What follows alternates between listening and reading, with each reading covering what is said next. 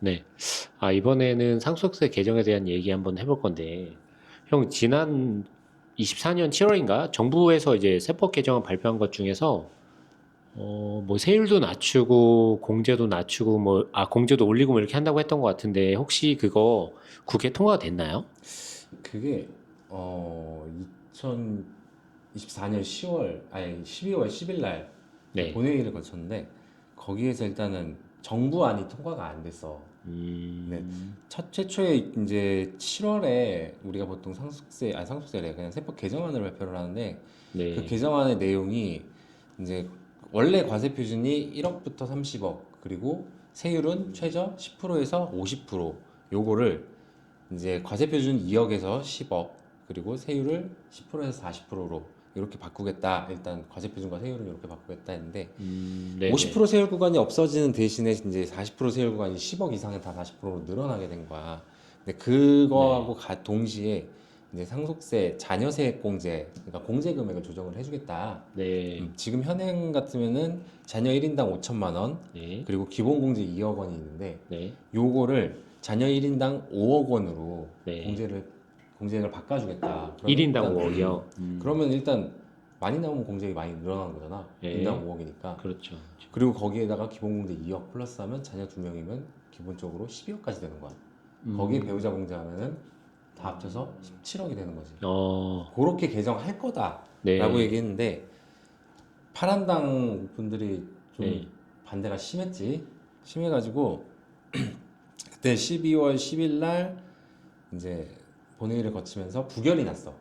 이제 부결된 상태로 그 파란당 쪽에서도 이제 공제 금액을 너무 과하다. 이거 부자 감세다. 네. 해가지고 자기네가 나름대로 이제 일괄 공제 8억, 배우자 공제 10억으로 이렇게만 바꾸자. 세율과 과세표준 건들지 말자. 음, 이렇게 얘기는 했는데 그게 아직 뭐 통과가 됐다 이런 얘기는 아직까지는 안 나왔어. 아, 지금 현재가 1월이니까 네. 뭐 나올지 안 나올지는 솔직히 모르겠어요. 우리는 부결됐으니까 현행대로 가야죠. 그럼 이게 통과가 안 될 수도 있고, 그냥 쭉 갈 수도 있는 거고, 아예 상정이 되는지 안 되는지도 잘 모르겠어. 나도 네. 그것까지는 안 살펴봐가지고 언젠가는 되지 않을까 이게. 돼야죠. 어. 왜냐하면 엄청 예. 오래됐으니까. 이게 상속세가 제가 보니까 한 96년에 개정돼서 28년째 유지되더라고요. 그쵸? 그러면 이제 물가 상승률도 있고, 뭐 이것도 한데, 너무 개정이 안 된 거긴 하네요. 사실 이게 정치적인 얘기를 하자는 건 아닌데 파란당에서 얘기한 게 부자 감세다. 부자 감세다라는 얘기를 많이 해. 네. 근데 자, 네가 얘기했듯이 96년에 개정이 된 다음에 지금 거의 28년, 30년 다 돼가지. 네. 30년 동안 한 번도 이게 바뀐 적이 없어, 이 공제액이. 근데 네가 얘기한 대로 또 물가 상승률도 있고 네. 실질적으로 화폐 가치가 하락하는 거지. 그래서 구매력이 떨어지는데도 불구하고 네. 네. 이게 계속 그대로 그 공제액은 옛날 30년 그 금액 그대로 절대적인 숫자가 그대로 아, 유지가 되다 보니까 점점 상속세를 내는 사람들이 많아지는 거야. 그러니까 아, 90년대 자료까지는 솔직히 구할 수는 없었는데 네. 국세청에서 발표한 통계에 의하면은 서울 지역 기준으로 2010년 기준 상속세를 납부하게 되는 네. 대상자가 대략 한 2.9%. 서울이 거의 뭐 천만이 넘어가니까 거기 좀 몇백만인지 모르겠는데 천만 원 어쨌든 넘지. 네. 거기 2.9%였는데 2023년 기준으로 조사했을 때는 15%로 상승을 했어. 그러니까 다섯 배를 더 많이, 5배 수가 늘어난 거지. 네. 이 정도까지 되면 이거는 부자들이 내는 세금이라고 볼 수는 그렇죠. 없단 말이야. 근데 90년대 쪽 그쯤에는 이게 정말로 부자들이 좀 있으신 분들, 좀 네. 넉넉하시고 많이 있으신 분들이 내는 세금이었는데 이게 지금은 뭐 조금 그래도 서울에 아파트 한 채 갖고 있으면 무조건 내야 되는 세금이 돼버린 아, 거지. 저 전국적으로 봐도 1.4%에서 6.8%까지 증가를 했으니까. 거의 뭐, 그러면 서울 아파트 포레온 같은 경우 한 20억 한다고 들었는데, 그거 한 채만 있어도 아, 상속세를 내야 되네요. 지금 현행 기준이잖아. 네. 더더군다나 아파트는 무조건 시가평가란 말이야. 그지? 또 네. 매매사례까지 네. 나오니까. 그러면 그렇죠. 토레온을 만약에 물려받았어. 근데 내가 지금 당장 상속세를 감당할 현금이 없어. 그냥 네. 단순하게 치면은 우리 10억까지 부모님 두 분 중에 한 분 돌아가시면 10억까지 비과세잖아. 네. 뭐 이것저것 다 떼고 당연히 금융자산도 있을 거고 부채도 있을 거고 하는데 네. 떼고 아파트만 두고 보면은 10억 공제하고 10억 과세 되는 거야. 아, 근데 현금 없으면 아파트 팔아야 돼. 그걸 팔아야 되네요. 물려받았는데 그걸 팔아서 세금 내야 되는 상황이 지금 현재 상황이라고 보는 거지. 좀 많이 불합리하긴 하네요. 이 아파트 한 채 때문에 상속세 낸다는 거는 많이 좀 그치. 만약에 뭐 공제 금액이 조정이 되면은 이제 한 자녀가 2명이 있으면 대략 한 배우자 있을 때를 가정하면 17억 정도가 공제가 되는 거니까 이제 그쵸. 웬만한 비싼 아파트가 아니면은 이제 좀 많이 부담이 완화가 되겠네. 만약에 공제된 거 기준으로 17억이라고 봤다. 호레오는 20억이다. 그럼 네. 3억이잖아, 과세가. 네.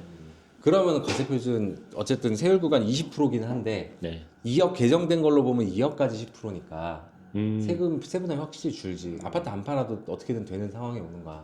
근데 네. 아까 파란당에서 이제 세율은 안 한다고 했으니까 뭐 일괄 개정해야 되긴 한데 공제만 뭐 솔직히 할 수도 있겠네요. 뭐 시기 맞춰서 누가 돌아가셔. 그냥 살다 보면은 이제 가실 때 되면 가시고 그러는데 이거 몸에서 기다렸던 분들도 있을 거란 말이야. 어차피 그러니까 돌아가시는 건 슬픈 일인데 기왕이면 개정되고 나서 하면은 우리가 좀 더 부담이 덜겠다. 근데 어쨌든 부결이 됐기 때문에 네. 내년은 그냥 현행대로 유지가 되는 걸로 알고 있습니다. 네. 뭐 이게 결국에는 이 세율이라는 게 상징세율인데 증여는 기다렸다 할 수가 있는데 상속은 말한 대로 경환이가 말한 대로 기다렸다가 할 수가 없으니까 그지. 좀 아쉽네 이거는. 증여는 우리가 시기를 조정할 수 있잖아. 좀 여담이긴 한데 이런 사실 이런 공제 금액 같은 걸 정액으로 법령에 좀 정해놓은 거는 좀 불합리한 것 같아. 실제로 뭐 최저임금이나 아니면 우리가 흔히 듣는 실손보험료도 최소한 3년이나 5년 주기로 업데이트를 하는데 그러잖아. 이런 갱신이라고 거는 그러지. 좀 3년이나 5년 단위로 좀 무조건 위원회 같은 거 열어갖고 한번 검토를 할 수 있게 뭔가 만들어 놓는 게 맞아. 진짜 그렇게 필요한 것 해줘야지 같아. 맞는 거지. 왜냐하면 어쨌든 갈수록 화폐 가치는 하락할 수밖에 없어. 그지? 왜냐하면 여담인데 96년 우리 저희 상속세가 96년에 개정됐잖아. 네. 96년에 새우깡 얼마였는지 혹시 기억해? 우리 국민과자 새우깡? 300원? 근데 100원? 뭐 새우깡은 기억 안 나는데 하여튼간에 학교 다닐 그때쯤이면 이제 중학교 다닐 때인데 빵하고 우유를 합하면 500원에 샀던 기억이 나.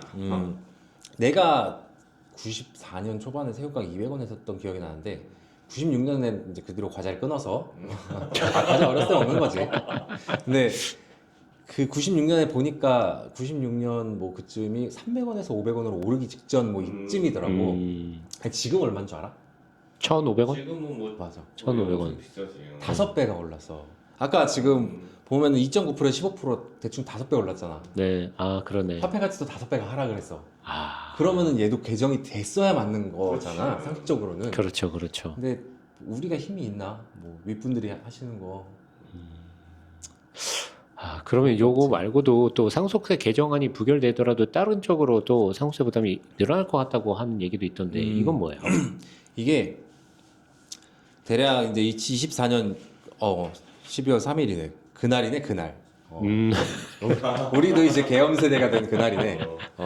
그날 국세청에서 발표를 한 게 있는데 보도자료로 그러니까 이전에도 이런 일이 많이 있었어. 그러니까 최근 한 2, 3년 동안 상속세나 증여세를 신고할 때 우리가 신고를 네. 보통 이제 상가, 토지, 뭐 겸용 빌딩, 단독주택 이런 것들은 공시가액으로 했단 말이야. 네. 그러니까 이것들은 바로 옆에 있는 단독주택이 있다고 해서 갖다 쓸 수가 없잖아. 집 모양이 다르고 면적도 좀 다를 거고 위치도 어쨌든 다르잖아. 저, 땅 같은 경우는 한 발짝 떨어져서 집원 바뀐다고 해도 집원이 다르면 가격이 다르잖아. 네. 그래서 동일 자산이 아니기 때문에 갖다 쓸 수가 없어서 우리는 그냥 공시가액으로 신고를 했었단 말이야. 네, 네. 근데 공시가액이랑 시가랑 일반적으로 한 뭐 적으면은 50%에서 많으면 배 몇 배까지 차이가 나. 많이 그죠? 차이 나네. 근데 그거를 이제 시가가 최근에 이제 몇 년 사이에 부동산 가격이 어마어마하게 오르다 보니까 이거 너무 형평이 떨어진다. 아파트는 다 사례가액이 나와가지고 시가로 과세하는데 왜 그것들은 공시가격으로 과세를 하냐. 그래서 차이가 많이 나는 것들은 국세청에서 자체적으로 감정평가를 때려가지고 다시 과세를 했어. 물론 이제 신고는 제대로 공시가격으로 평가해서 신고했으니까 가산세는 안 매게 돼. 네. 가산금은 나오죠. 그리고 세금이 늘어나지. 그런 사례가 되게 많이 있었어. 그래서 간평사님들도 이제 업무 연계할 때 요즘에 국세청에서 간평 의뢰 많이 들어와요. 조심하셔야 될 것 같아요. 라는 얘기를 많이 했었는데 요거를 이제 발표를 해버린 거야. 부동산 감정평가를 확대해서 상속증여세를 더 공정하게 만들겠습니다. 공정해지지. 근데 말이 공정이지 세부담 어마어마하게 늘어날 거란 말이야. 증여 못하게 돼 이제. 거의 감정평가 대비 공시가면 1.3배? 뭐 70%? 이 정도 되는 거죠?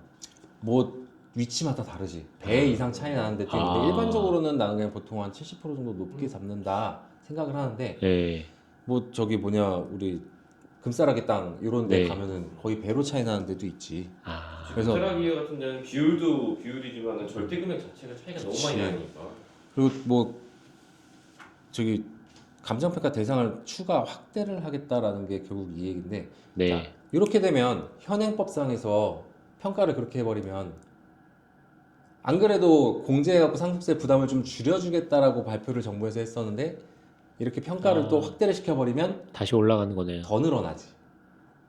그렇죠. 공시에 24년에 조금 상속세 올리는 했던 거니까. 사람보다 25년에 상속세 했던 사람, 상속세 하는 사람들이 세금을 더 많이 내겠지. 뭐 그렇지. 자산에 따라서 차이는 있겠지만 아파트 아닌 사람들은 다 늘어난다는 그렇지. 거죠. 아파트는 뭐 별 변화가 없을 건데 특히나 토지 같은 경우 많이 늘어날 거야. 근데 지방에 있는 토지까지는 사실 안 건드릴 것 같은데 뭐 가봐야 알겠지만 부동산 저기 뭐냐 그 감정평가를 감정평가를 해가지고 과세하는 기준이 지금까지는 대략 시가하고 공시가액이 10억 이상 차이 나면 네. 그러면 국세청에서 다시 감정평가를 했어. 근데 아. 그 기준을 5억으로 줄였어. 아, 이것도 그거는- 발표 내용이고 그거 어디 법령에 나와 있는 건가요? 따로 아니면 따로 그냥 저기 뭐냐 보도자료로 찾아보면 보도자료. 돼요. 법령에 정확하게 나도 이거 법령에서 본 적은 없는 것 같은데 그리고 감정평가 사업 네. 이걸 감정평가 그래서 정부에서도 예산이 있을 거 아니야. 네. 감정평가를 맡기는 데 쓰는 아. 그 예산이 있을 건데 그 예산이 46억에서 대충 91억으로 2배가 증가를 했어. 더 과세하겠다라는 얘기지. 그렇네요. 아까 말씀하신 시가 공시가 10억 차이에서 5억으로 2배 정도 2배 더 늘어날 수도 있겠네요. 뭐 세부담 확실하게 더 많이 늘어날 걸로 생각이 되고 이제 진짜로 상속세는 추후로 계속 개정이 되지 않는 한 네. 부자 세금은 더 이상 아닌 것 같아. 우리 같은 서민들도 뭐 우리 집만 해도 아파트 한 채 있는데 서울에 네. 어쨌든 어머니 아버지 살고 계시는 그 집 한 채 있는데 나올 걸로 나는 예상이 돼. 그리고 다행히 공동 명의로 쪼개놨긴 하는데 그렇다 해도 또 뭐 법인세나 소득세 세수가 또 계속 한동안 안 좋을 걸로 예상이 되니까. 그쵸 불경기니까. 이런 데서 조금이라도 더 충당하겠다는 생각을 할 수도 있을 것 같아. 근데 지금 저기 그 담당 그 과세관청 입장에서는 충분히 그런 생각을 할 수가 있다고 생각해. 법령 위반하고 개정하는 사람들 입장에서는 이게 엄청 복잡한 얘기잖아. 솔직히 나 같은 평민은 그냥 뭐 이 세무는 공부한 거는 이제 설명하고 뭐 실무를 한다고 해도 그거를 예상하고 법령을 네. 만들어야 되는데 그런 사람들이 과연 뭐 복잡하시겠지. 근데 그거를 개정하고 났을 때 서민들이 느끼는 체감은 정말 더 심해지고 있다. 그럼 이런 거기다 거 불경기인데. 상속세 같은 경우에 감정평을 강제 정한다는 거는 언제까지 국세청이 뭐 이 기간 지나면 감정평을 못한다 뭐 그런 기간이 있나요? 일단은 국세청에서 얘기한 거는 신고 기한이 마감되고 나서 네. 증여세 같으면 신고 기한이 3개월이잖아. 네. 그리고 상속세 같으면 6개월이잖아. 신고 기한이 마감되고 나서 그때까지 우리는 신고를 할 거야. 뭐 네. 평가를 어떻게 하든. 6개월까지. 근데 그리고 나서 그 후에 9개월 동안 검토를 해서 이거는 시가 차이가 너무 많이 난다. 그럼 재과세할 수 있다라는 얘기가 되는 거지. 그렇게 그러면- 일단 9개월 동안은 불안하게 있어라. 그러면 사망일로부터 15개월, 1년 상속세 같으면 1년 15개월이 되겠지. 1년 아. 3개월. 뭐 그 안에는 불안하게 살아라. 안 그러면 시가 평가해 갖고 신고해라. 그럼 편해질 수 있다. 그렇게 일단은 발표가 나왔어.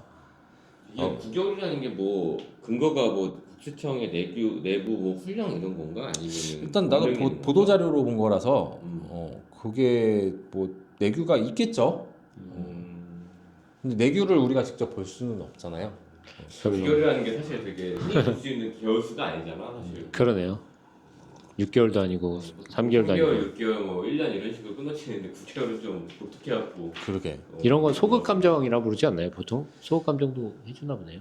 소극 감정도 인정될 될 거예요 아마. 나도 그렇게 옛날에 공부했 소극 감정에 대해서 우리 시험 문제 나왔었던 것 같은데. 조금 정도 인정될 거야. 큰 시세 변화가 있지 않으면 소극 감정도 인정되는 걸로 알고 있어요. 그거는 아마 뭐 감정평가사들 협회 뭐 내부적인 규정이 있지 않을까. 원래 그리고- 소극 감정이 가능한 경우를 규정해 놨을 거. 일단은 저기 뭐냐 법령에는 나와 있는데 감정평가 심의위원회를 열어서 2년 이내에 큰 시세 변동이 없을 때는 소극 감정 해갖고 감정 다시 과세할 수 있다라는 규정도 있었던 걸로 기억해요.